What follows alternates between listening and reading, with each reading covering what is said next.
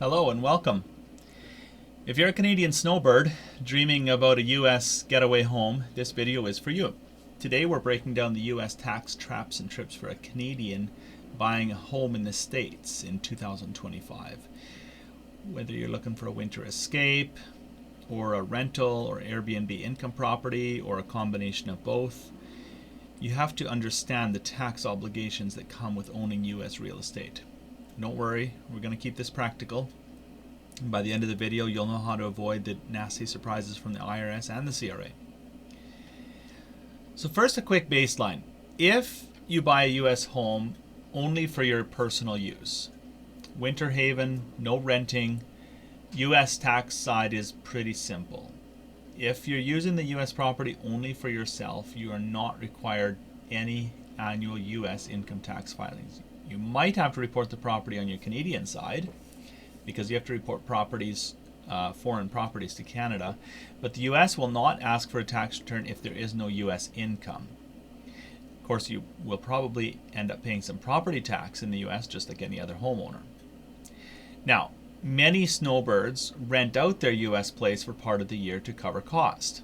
If you rent your property for less than 15 days, there is no tax obligation, but if you rent for more than 15 days, then you have triggered US tax obligations. IRS considers that rental income, US source income, and they want their cut. So here's how it works out step by step.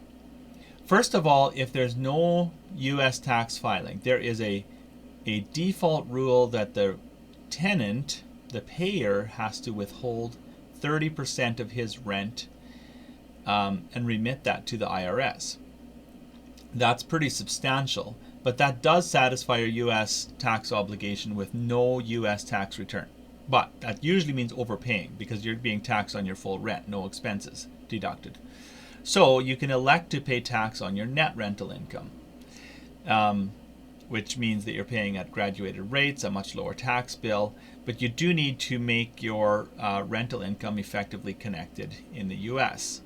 Then you can deduct your expenses like your mortgage interest, property tax, repairs, etc., and pay tax only on the profit like a US landlord would.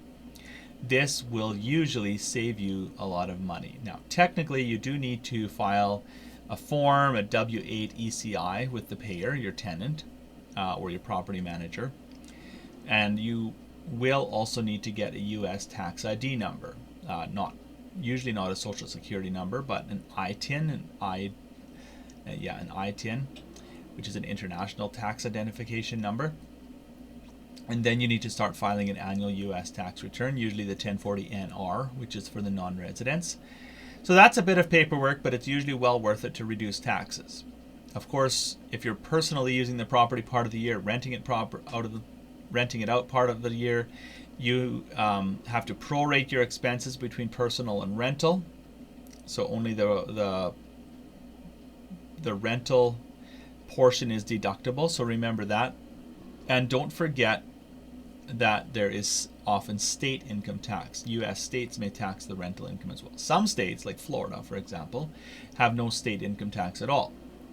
So if you're in Florida, only the IRS tax matters, except for, of course, paying property tax. But other popular snowbird states like Arizona, California, they have tax on rental profits. So you're going to have to pay your state tax as well. So double tax, are you paying US tax and Canadian tax on your rental income? Canada does tax your world income, so in Canada you are reporting your US rental income on your Canadian return, but don't worry, you get credit for your US and state taxes paid. Under the US-Canada tax treaty, any US federal or state tax you pay can be claimed as a foreign tax credit on your Canadian return. This will reduce your Canadian taxes dollar for dollar for the US tax. In practice means you pay roughly the higher of the two tax rates, not both. So you're not doubling up. So you report the income in Canada, claim the credit for US taxes to stay on side with the CRA. The next thing to worry about is selling your property. So at some point down the road, you want to sell your US property after a number of years. Hopefully you make a profit on this property that you're selling. There is a special law called FIRPTA. Foreign Investment in Real Property Tax Act. This ensures that the IRS can collect tax on your capital gains. But here's what you need to know. Under FIRPTA, the buyer or the agent is required to withhold 15% of the gross sale price and remit it to the IRS when a non-US resident, such as you, sells the property. This is not a final tax. This is a down payment on your tax. Your actual tax, capital gains tax, is likely going to be quite a bit less. But because the IRS doesn't trust that they'll get their tax after you're gone, there's no more footprint in the United States, they take that whole 15% as insurance that you will pay your tax. There are some small exemptions. So if the property is less than $300,000 US and the buyer is using it for a personal residence, then FIRPTA is not required. But with real estate prices the way that is, honestly, I haven't seen that one in a few years.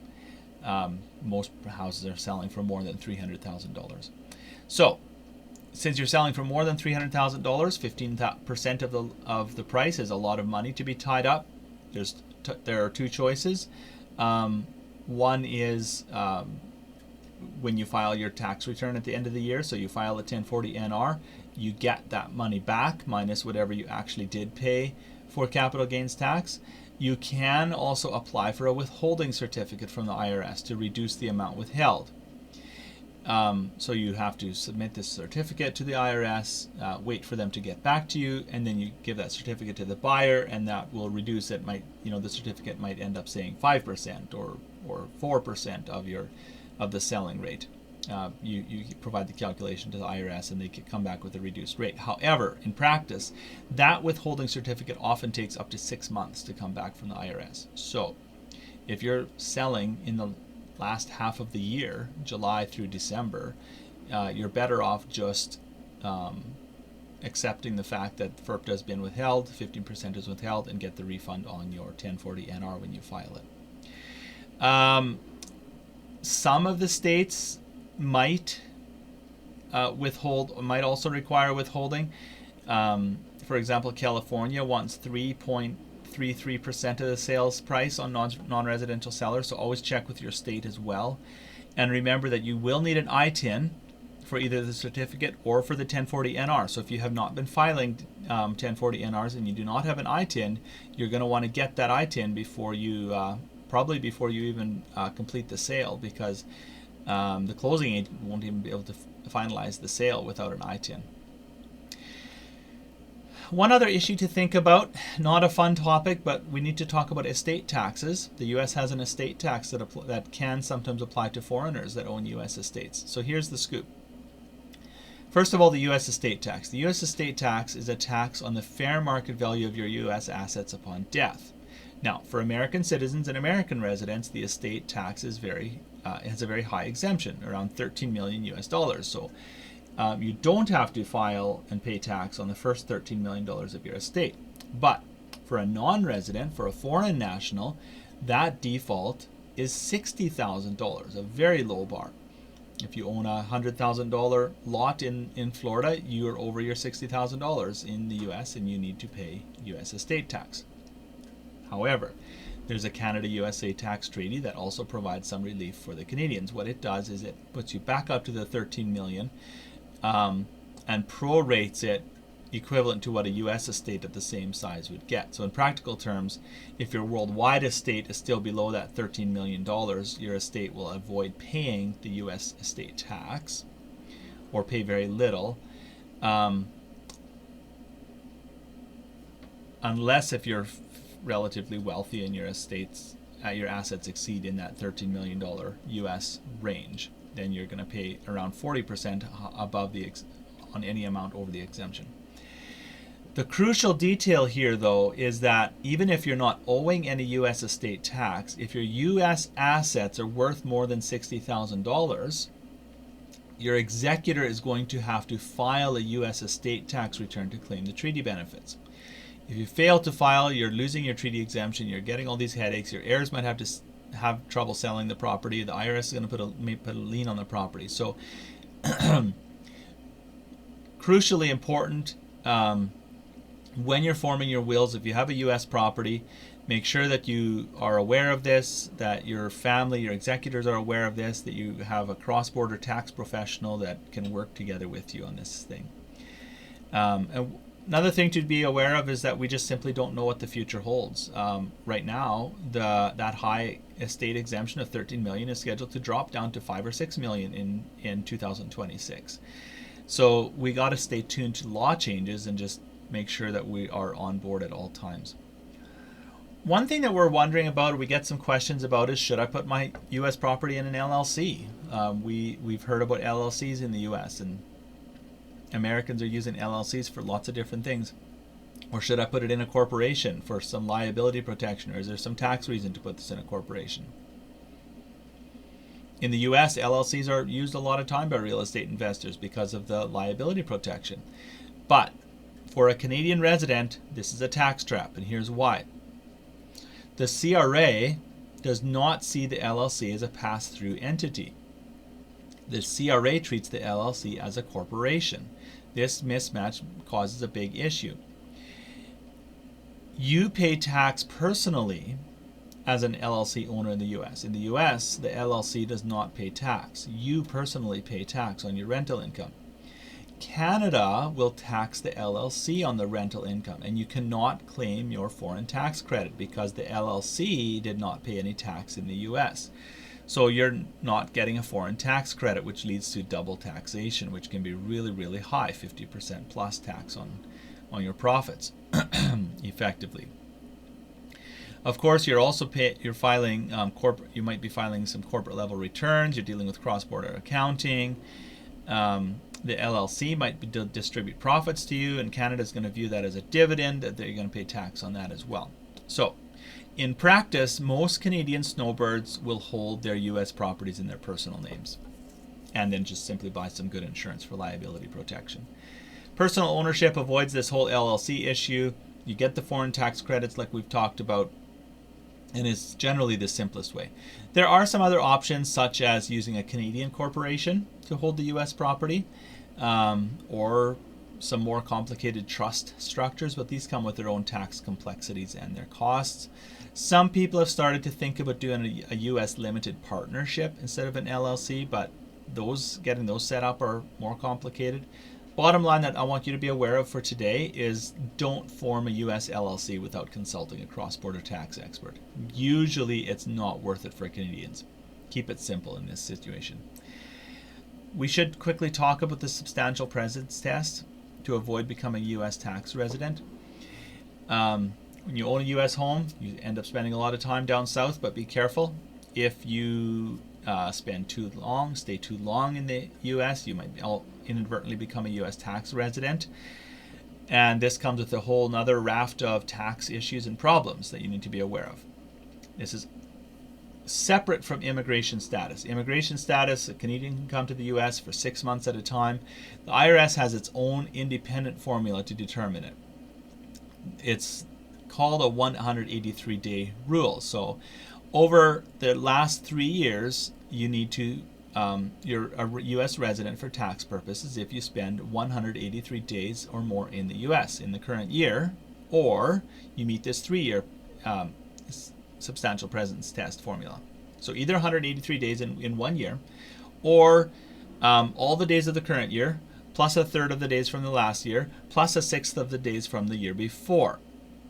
Then if that's over 183 days, you also have a substantial presence. So you have to watch your days closely if you want to avoid becoming a U.S. resident. Now, why does this matter? Because if you're a U.S. resident, you're considered a full U.S. resident, and you need to file a full U.S. return and report all of your worldwide income to the IRS, just like an American.